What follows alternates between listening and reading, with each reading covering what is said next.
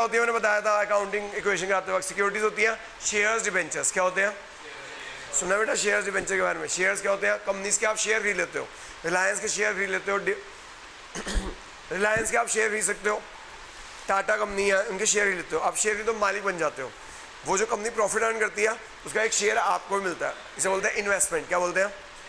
तो ये भी जो सेल और सिक्योरिटी आप रोज रोज नहीं करते, ये कैपिटल शिफ्ट है। नहीं डिविडेंड बेटा रेवेन्यू, वो ना रेवेन्यू शिफ्ट है। पहली बार एक मैं बताता हूँ, डिविडेंड जो है आपकी रेवेन्यू शिफ्ट है क्योंकि हर साल मिलता है। क्या मिलता है? ऑर्डिनरी को। लेकिन आपको अगर मैं बताता हूँ, अगर आपको शेयर ब्रोकर हो, कौन हो, तो वो आपके लिए रेवेन्यू शिफ्ट है। लेकिन आप शेयर ब्रोकर नहीं हो तो डिविडेंड आपकी ना, आपने ना शेयर ऐसे ऐसे इन्वेस्टमेंट खरीदे होंगे तो जो वो आपका पर्सनल ट्रांजेक्शन है वो आप रिकॉर्ड नहीं करोगे। मतलब हर साल देती है, कई कंपनीज नहीं देती लेकिन 90% सारी देती हैं। हाई सेल और सिक्योरिटी कैपिटल शिफ्ट। लेकिन सेल और security bye share broker, share broker काम ही यही होता है। यहाँ पे एक ब्रोकर है एसएमपी सिक्योरिटीज, ये देखो लिफ्ट के साथ उधर देखना क्या है, एसएमपी सिक्योरिटीज। उनका काम ही यही है, शेयर खरीदना और शेयर लिफ्ट के साथ ही है। सीए का ऑफिस भी है और वो भी है। सेल और सिक्योरिटी रेवेन्यू शिफ्ट। अगर उस बंदे का काम है शेयर खरीदना और बेचना, सेल और security bye broker, share broker. हाँ जी सर। हाँ हाँ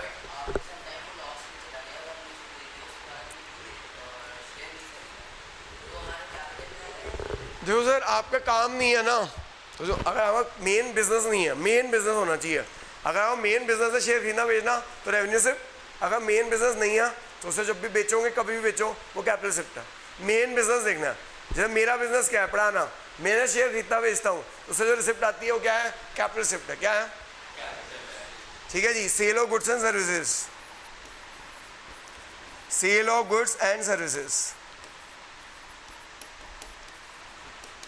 रेवेन्यू शिफ्ट। मतलब मोरल स्टोरी, अगर आपका उस चीज का काम है, फर्नीचर वाले का, फर्नीचर डीलर का काम है फर्नीचर बेचना, वो उसके लिए रेवेन्यू शिफ्ट। मेरा काम थोड़ी है फर्नीचर बेचना, मैंने फर्नीचर बेच दिया, वो कैपिटल शिफ्ट। समझ आ गई बात?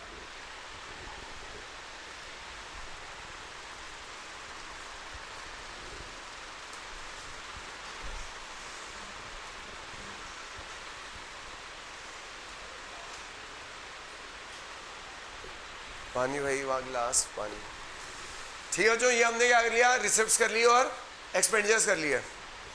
और क्या करना है जो एसेट्स की क्लासिफिकेशन। दूसरी चीज पे आ रहे हैं एसेट्स। हो गया ना नोट?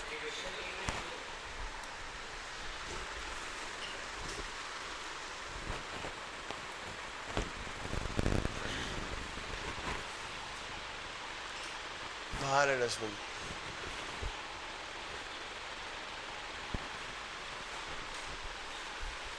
हेलो, कहाँ तक पहुँचे हो? अभी कितनी देर लगेगी? ठीक है।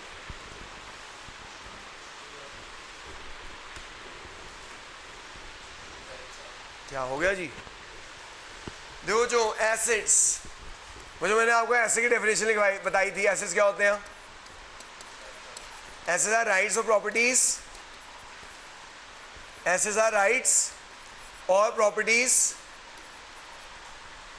which provide economic benefit in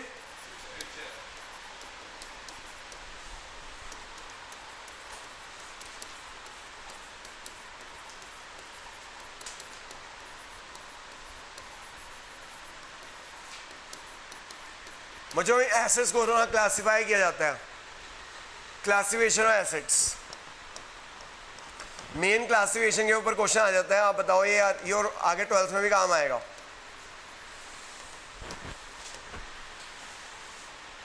assets are rights और properties which provide economic benefit in future. Asset बच्चों 3 तरह के होते हैं। क्या क्या क्या बोला? सही कह रहे थे। Non current, current, non current assets, current assets,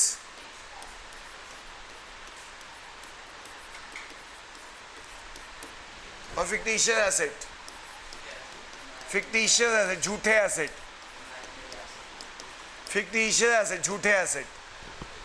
asset are rights और properties which provide economic benefit in future. Asset बच्चों तीन तरह के होते हैं, एक नॉन करंट एसेट होते हैं, एक करंट एसेट होते हैं और एक फिक्टिशियस झूठे एसेट। वो डेफर्ड रेवेन्यू एक्सपेंडिचर। मुझे नॉन करंट एसेट को ना 12th में ना इसको प्रॉपर्टी सॉरी हाँ इसको नॉन करंट एसेट दो तरह के होते हैं जी। नॉन करंट एसेट दो तरह के होते हैं, कौन कौन से? एक होते हैं जी फिक्स एसेट्स, जिसे आजकल बोला जा रहा है property plant equipment and intangible assets. इनको आज की डेट में 12th में बोला जाता है property plant equipment and intangible assets.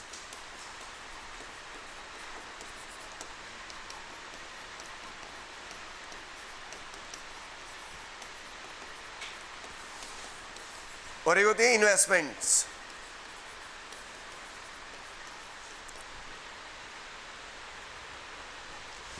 तो जो एसेट की क्लासीफाई करें तो एसेट को तीन कैटेगरी में क्लासीफाई करते हैं, एक होते हैं non current asset, current asset और एक होते हैं फिक्टिशियस एसेट झूठे एसेट्स। फिक्स एसेट आगे क्लासीफाई किए जाते हैं, फिक्स एसेट आगे क्लासीफाई किए जाते हैं कैसे?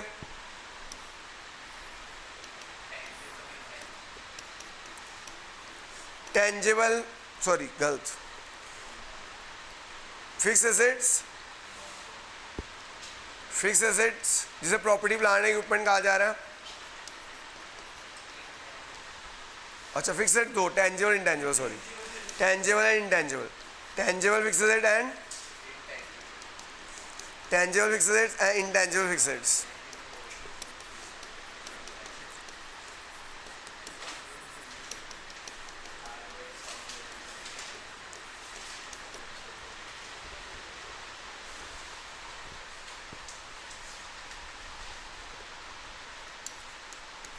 करंट एसेट्स और फिक्टिशियस एसेट्स।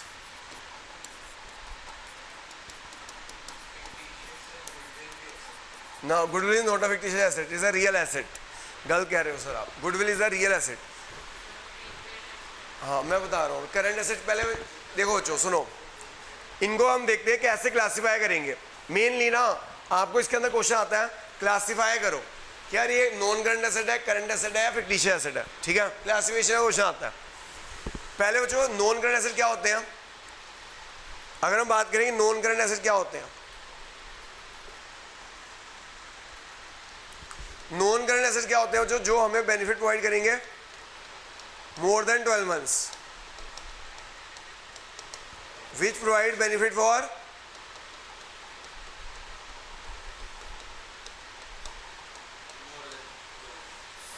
भाई एनके प्रोदिया में ना सर डेफिनेशन अलग लिखवाते हैं तेरे लिए ना 5 मिनट रुकियो क्लास के बाद तेरे को बताऊंगा करंट एसेट की डेफिनेशन। एनके प्रोदिया में सीएम से अलग डेफिनेशन कराते हैं, तो रुक जाइए 5 मिनट बाद।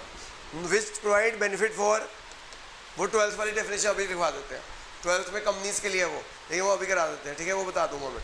विच provide benefit for more than 12 months, जो हमें बेनिफिट प्रोवाइड करते हैं भैया मोर देन 12 मंथ्स, उन्हें नॉन करंट एसेट बोलते हैं या फिर ठीक है उन्हें नॉन करंट एसेट बोलते हैं। अब इसको हमने क्लासिफाई किया, इसकी डेफिनेशन अलग करवाएंगे, ठीक है करंट एसेट्स की सर, बाकी सब सेम है। सीएम जन सर लगे मैम लगी है,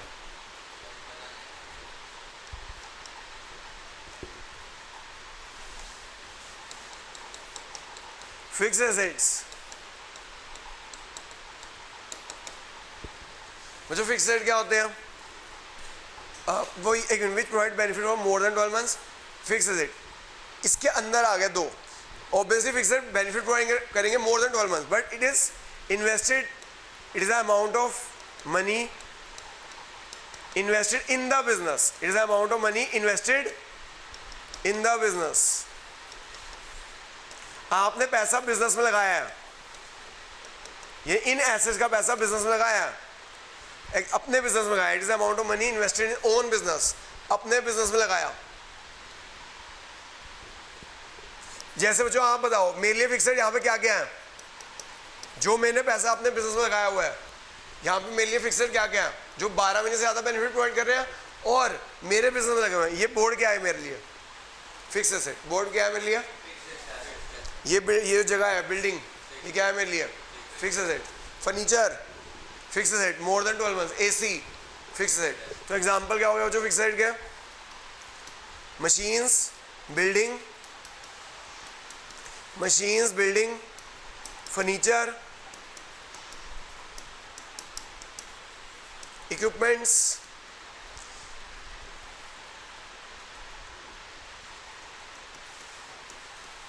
ये सब क्या है जो हमारे फिक्स रेट्स है।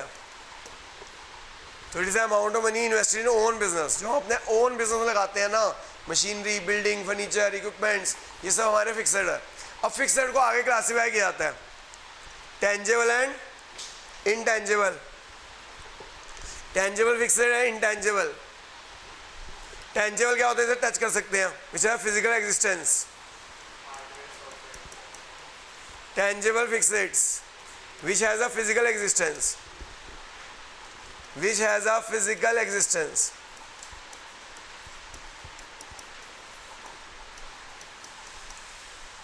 ठीक है, जो जिसको टच कर सकते हो आप वो tangible, land, building, machinery, furniture, ये सारे एग्जांपल टेंजेबल के ही हैं।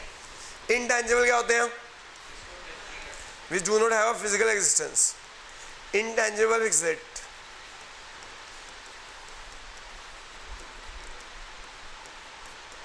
which do not have a physical existence।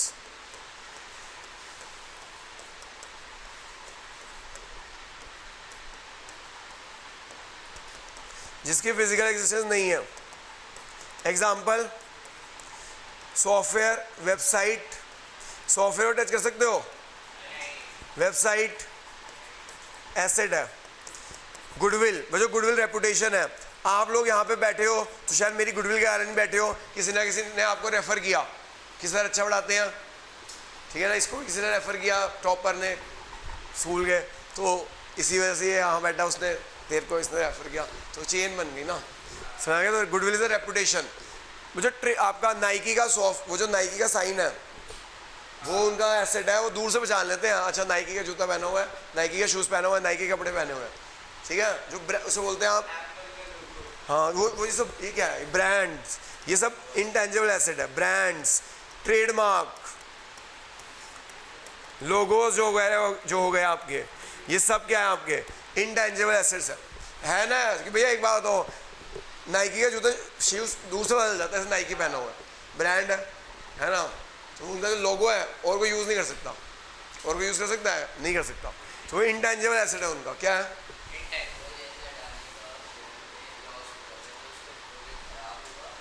हाँ, गुडविल खराब होगा।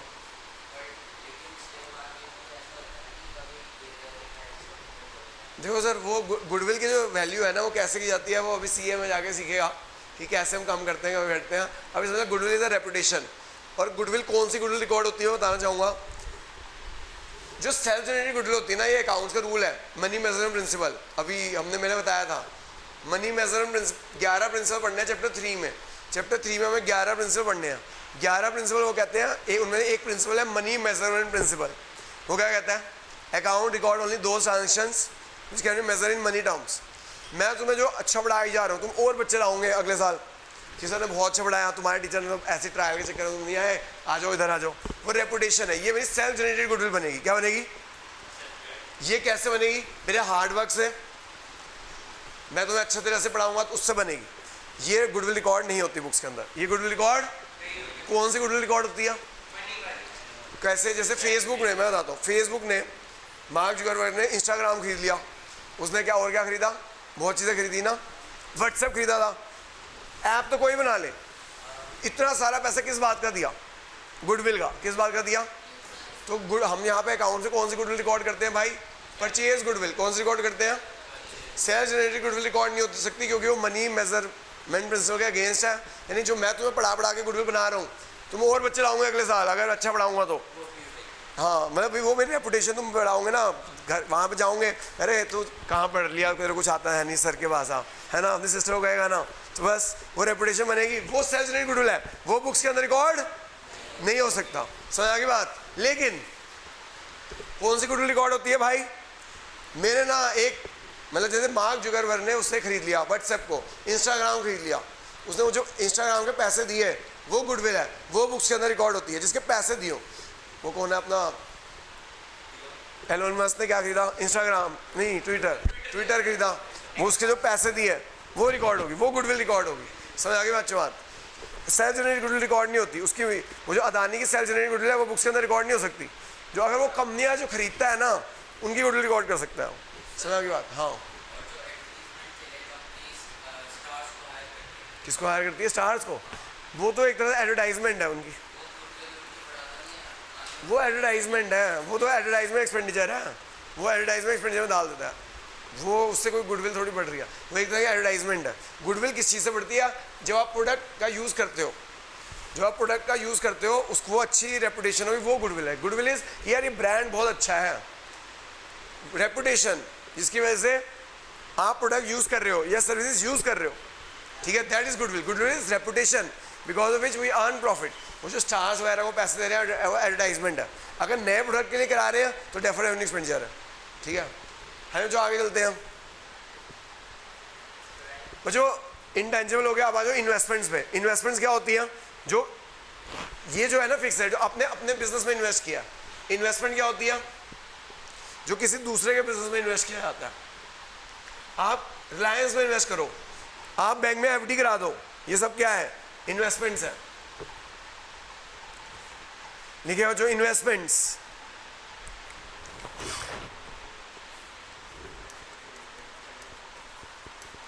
which is the amount which is invested outside the business, amount which is invested outside the business।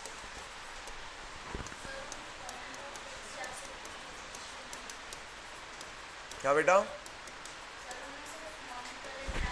अभी आऊंगा ना करंट एसेट पे आ रहा हूँ मैं, यहाँ पे ये सारा खत्म कर रहा हूँ। अभी मैं क्या खत्म कर रहा हूँ? Non current asset. Non current asset में फिक्स इन्वेस्टमेंट, टेंजिबल, ये देखिए सारी ये वाला पार्ट हो गया मेरा। नॉन करंट हो गया, नॉन करंट हो गया, फिक्स हो गया, इन्वेस्टमेंट हो गई, टेंजिबल इंटेंजिबल हो गया। अभी इन्वेस्टमेंट पे हूँ, फिर इस पे जाऊँगा, फिर इस पे जाऊँगा, ठीक है। चिंता मत कर, सब कुछ दिखाऊंगा भाई। हाँ जी देखो जी, आज ये एसेट खत्म कर देंगे, आगे चलते हैं बच्चों। कहाँ तक पहुँच गया अब हम? Investment, amount which is invested outside the business, जो मैंने अपने बिजनेस में नहीं डाला, किसी और के बिजनेस में डाला। किसी जैसे ना मैंने अब बैंक है, बैंक भी तो एक बिजनेस कर रहा है क्या? वो आप लोग उसे पैसे देते हो, वो आगे किसी और को लोन देता है, ठीक है। आपने बैंक में एफडी करा दी, मैंने अपने पैसे में डाला, मैंने बैंक को दे दिया, बैंक के बिजनेस में डाल दिया। फिक्स डिपॉजिट मम्मी पापा कराते होंगे, एफडी कराते हैं। और मैं बताऊँ मम्मी पापा कहा करो एफडी कराना बेकार है।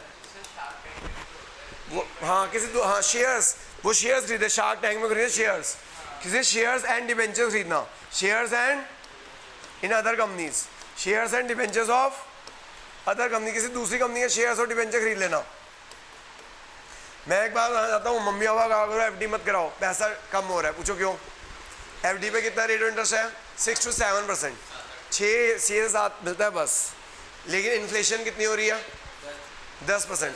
हर साल इन्फ्लेशन हो रही है 10%। यानी बैंक में पैसा रखने से आपका पैसा कम हो रहा है, एफडी नहीं करानी चाहिए। इन्वेस्टमेंट नाम की इन्वेस्टमेंट है कि अब तो ये शेयर से डिबेंचर, गोल्ड खरीदना, सिल्वर खरीदना, investment in properties, investment in property खरीदना, ये आपकी इन्वेस्टमेंट है, ठीक है जी। और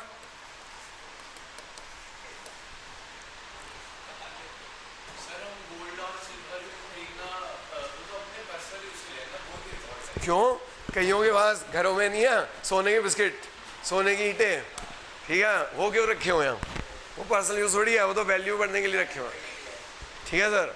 इन्वेस्टमेंट इन प्रॉपर्टीज, गोल्ड, सिल्वर वगैरह सब ये इन्वेस्टमेंट है हमारी। म्यूचुअल फंड सुने हैं? म्यूचुअल फंड में हम उनको पैसा देते हैं, वो हमारे यहाँ पे आगे इन्वेस्ट करते हैं। ये म्यूचुअल फंड भी आपकी इन्वेस्टमेंट्स है। क्या है? भाई 10 पे शुरू करते हैं भाई, 10 पे शुरू करते हैं। और आगे चलते हैं, जो करंट एसेट पे आ जाओ। करंट एसेट क्या होते हैं?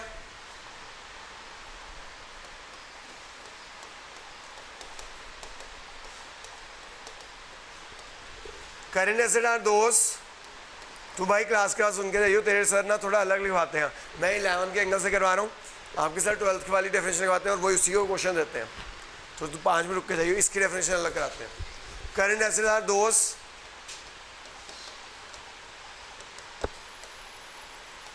which provide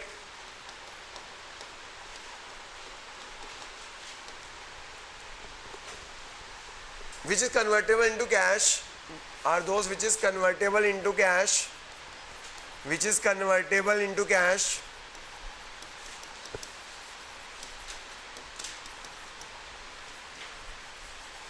or whose benefit, which is convertible into cash within 12 months, or whose benefit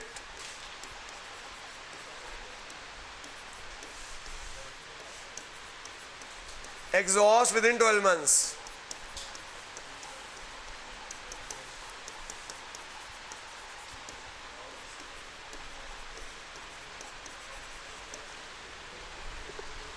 जो करंट एसेट वो होते हैं जो convertible into cash within 12 months और whose benefit exhaust within 12 months. आपके सर ना 12 मंथ्स की जगह कुछ और करवाते हैं, बताऊंगा क्या कराते हैं। वैसे डेफिनेशन यही है, बस 12 मंथ्स की जगह कुछ और है, वो बता दूंगा, वो 12th की डेफिनेशन है, ठीक है। Current asset are those which is convertible into cash within 12 months और whose benefit exhaust within 12 months, जिनका बेनिफिट खत्म हो जाएगा 12 महीने के अंदर अंदर। एग्जाम्पल इसके अंदर क्या क्या आ जाएंगे? कैश खुद करंट एसेट है, बैंक में पड़ा हुआ पैसा आप कैश में कन्वर्ट करा सकते हो। डेटर्स, डेटर्स भी हमें कुछ टाइम आप पैसे दे देंगे। बी आर, बिल रिसीवेबल में आता है अकाउंटिंग क्वेश्चन में, है ना।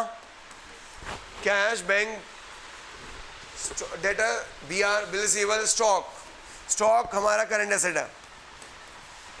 ये सब जो हमारे करंट एसेट होते हैं, cash, bank, debtor, B R, stock. Prepaid expenses, क्योंकि उसका बेनिफिट खत्म हो जाएगा 12 महीने के अंदर अंदर। Prepaid expenses, prepaid expenses, accrued income,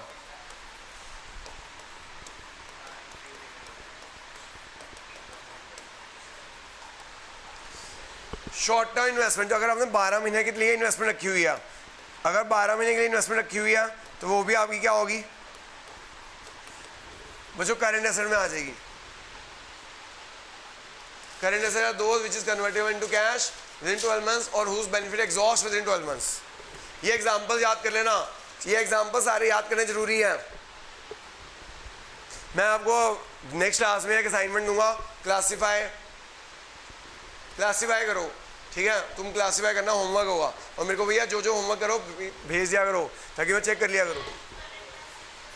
मैं खुद कैश सबसे बड़ा करंट एसेट, जो कैश में जो क्या डेफिनेशन क्या है, which is convert are those which is, लिखो इसके अंदर लिखा हुआ है, current asset are those asset which is cash, ऐसे लिखो, those asset which is cash, जो खुद कैश है, कैश को तो उन्होंने खुद ही लिख दिया, या कैश में कन्वर्ट हो जाएगा, और विच is convertible into cash within 12 months. तो डेफिनेशन में लिखा हुआ है क्या, कि करंट एसेट क्या है, जो खुद ही कैश हो या कैश में कन्वर्ट हो जाएगा 12 महीने के अंदर अंदर, या जिसका बेनिफिट खत्म हो जाएगा 12 महीने के अंदर अंदर, उसे क्या बोलेंगे, करंट एसेट। तो आपका क्या क्या हुआ, cash, bank, debtors, B R, stock, prepaid expense, accrued income, short term investment, सब ये क्या होते हैं बेटा, करंट एसेट होते हैं। क्या होते हैं? एंड लास्ट फिक्टिशियस एसेट, झूठे एसेट। मैं आपको एक असाइनमेंट दूंगा, उसके अंदर आपको क्लासीफाई करना होगा कि क्लासीफाइड कि फिक्स एसेट है, करंट एसेट है या फिक्टिशियस एसेट है। हाँ, ये जो फिक्टिशियस एसेट क्या होते हैं याद कर लेना, ये एग्जांपल्स याद होने चाहिए। ये करंट एसेट होते हैं, ये फिक्सेड होते हैं, ये टेंजिबल होते हैं, ये इनटेंजिबल होते हैं। फिक्टिशियस एसेट में झूठे एसेट, ये लॉसेज होते हैं, वो डेफर्ड रेवेन्यू एक्सपेंडिचर होता है ना, वो यही है। These are losses, heavy, these are losses or expenses, but treated as asset and write off, and write off मतलब खर्चा मानना, and write off ब्रैकेट में लिख लेना, write off का मतलब एक्सपेंस मानना, over a period of time, over a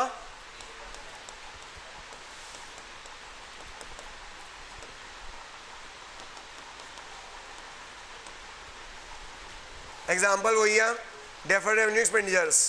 जो डेफर्ड रेवेन्यू एक्सपेंडिचर के एग्जाम्पल है सब इसके अंदर आ जाएंगे। डेफर्ड रेवेन्यू एक्सपेंडिचर के एग्जाम्पल है, सब इसके अंदर आ जाएंगे। ठीक है जो, आज के लिए इतना ही काफ़ी है, बाकी नेक्स्ट संडे कंटिन्यू करेंगे। आधा चैप्टर वैसे मैंने खत्म करा दिया, आधा चैप्टर रह गया, नेक्स्ट संडे चैप्टर खत्म हो जाएगा। ठीक है जी, तो आज मैंने आपको कराया एक्सपेंडिचर्स कितने तरह के होते हैं, रिसिप्ट कितनी तरह की होती है, एसेट की क्लासिफिकेशन सारी करवा दी। अगले संडे लायबिलिटीज की क्लासिफिकेशन और जो छोटी मोटी टर्म्स हैं वो अगले संडे लिखना नहीं पड़ेगा। ठीक है, ये लिखना जरूरी था, ये लिखने से याद भी होता है। ठीक है, करंट एसेट का cash, bank, debtor, BR, stock, prepaid expense, सब बैंक में पड़ा हुआ पैसा आप कैश निकलवा सकते हो, निकलवा सकते हो, कभी भी निकलवा सकते हो। 12 महीने के अंदर जो बैंक में पैसा डिपॉजिट करा के वो निकाल सकते हो। हाँ ठीक है, These are the losses or expenses but treated as asset and write off over a period of time. Write off मतलब खर्चा मानना, write off मतलब खर्चा मानना। ठीक है, किसी की सुविधा राइटिंग है मेरे को ना जरा इसकी नहीं है, एक चीज है आप किया किसी बड़ी राइटिंग सही है मन से कुछ ठीक है आते रहो